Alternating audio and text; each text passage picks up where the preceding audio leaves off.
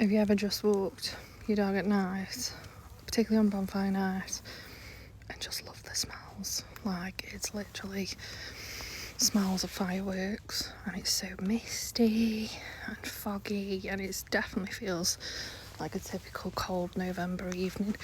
I've got the lovely pooch that I'm walking, our beautiful Rosie, who's having what my husband calls her TikTok time.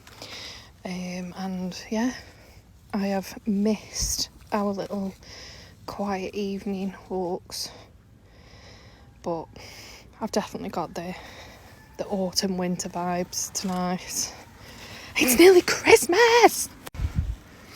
And obviously I'm used to not walking the dog just lately, but part of my rehab is just to do the odd 10-minute walk, which on my estate I'm literally just doing the slowest 10-minute walk with her to help with my rehab. But look at all the mistiness, and literally the colours of all the leaves coming down.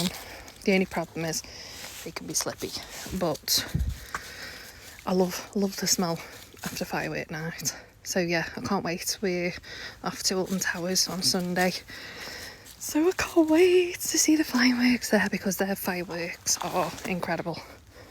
Come on, Rosie? She's like, no. Come on then. She's going so slow, and she keeps turning around and checking on me to make sure I'm alright. No pulling. I could literally have her off the lead.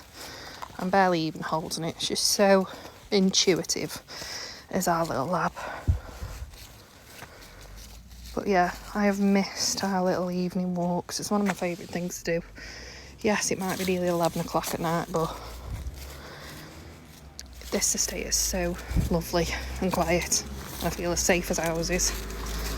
So yeah, I'm going to start incorporating this into my rehab and start swimming, because I'm now discharged from the consultant after my surgery, and just going to start just building it back up, because I kind of wait to get back to work. So yeah.